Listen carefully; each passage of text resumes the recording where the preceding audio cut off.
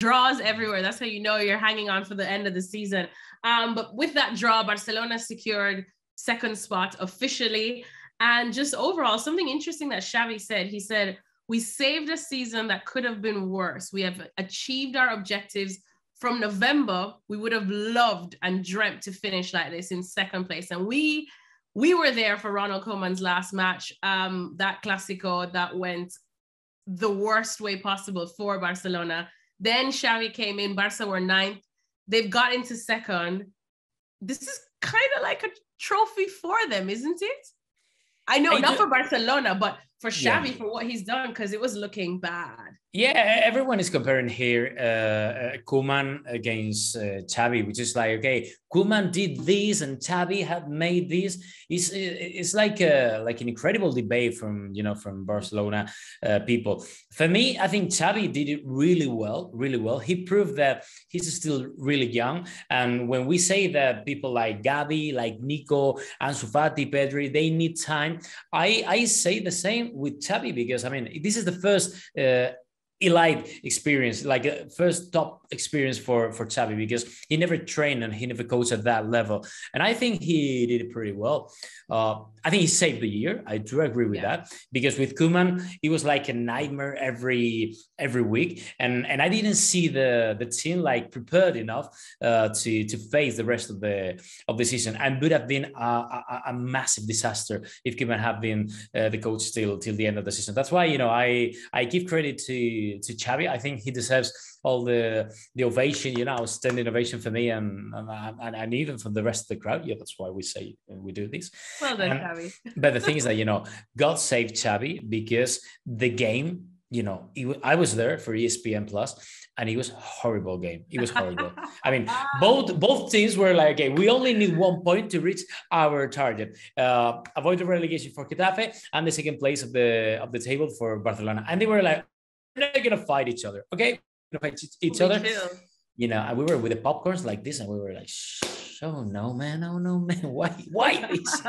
You wanted to say something else. Don't worry, we get it. I know. I'm surprised you stayed awake in that one. But I suppose overall, what if you had to name one thing this season that's impressed you the most about how Xavi's turned things around at Barcelona, what would it be? For me, the thing that stands out, and I remember, because I did an interview with him, a flash as well, a couple of months ago. And I said, one of the things we've noticed is that somehow you've got everyone actually fighting. Before they would lose and you'd wonder what's going on at Barcelona. They almost look like Man United right now. Like you're losing, but you're not fighting. Now, of course you lose, but you go down fighting. Like even in the Supercopa, the Clásico in the Supercopa in Riyadh, I mean, they fought tooth and nail with Real Madrid, eventually lost, but Xavi says this is the proudest I've been at that point of this team. And I asked him if are you happy with people naming this team or recognizing this team as Xavi's team that fights? And he says,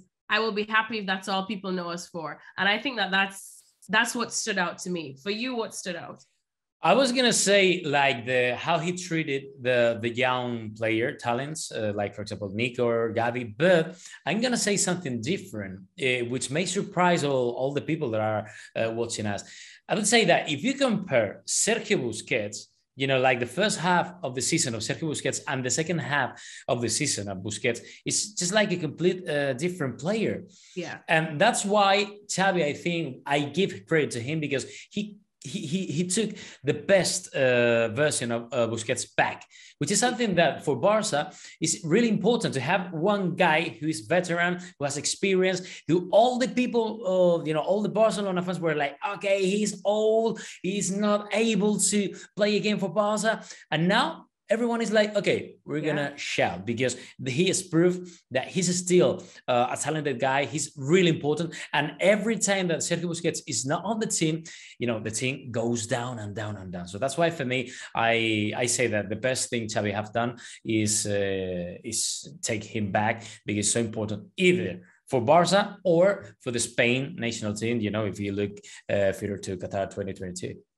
Man management. I mean, people talk about managers and they forget how important man management is. And I think that's something that has surprised me, to see how Xavi gets the young players to want to play for him But even some of the senior players or some of the players that have been on the fringes like Dembele, how much credit do you give Xavi for the turnaround that we saw in Dembele and De Jong?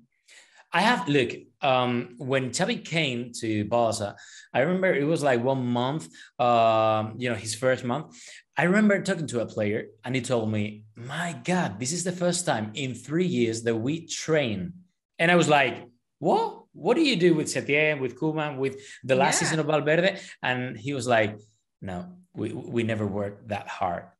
And I was so surprised and so amazed by the way he was saying that to me that I was like, oh my God, things have changed. And that's why, I give credit to Xavi, because you look something different. You look something, completely opposite to Koeman era. And that's why for me, Barca is, well-deserved that second place of the table. They did it really well in the second leg of the season. And I'm pretty sure that, I don't know if they're going to be next season at the same level that Real Madrid, but they're going to be there, because if you say, or if you get the results from Xavi when he went to the bench of Barca, till the end, you would see that the points that he got, they are really similar than Ancelotti. So what's up with that? Barca finally on the right track then, which is good. We need that rivalry. That rivalry is so necessary in La Liga. So bring on every Barca fan would say here, if you comment below, that everyone, he's saying about rivalry against Barca and Real Madrid, and Barca won 0-4 at Bernabeu, but it was an accident by Real Madrid. Thank you very much for watching ESPN FC on YouTube. For more highlights, analysis, and exclusive content, be sure to subscribe.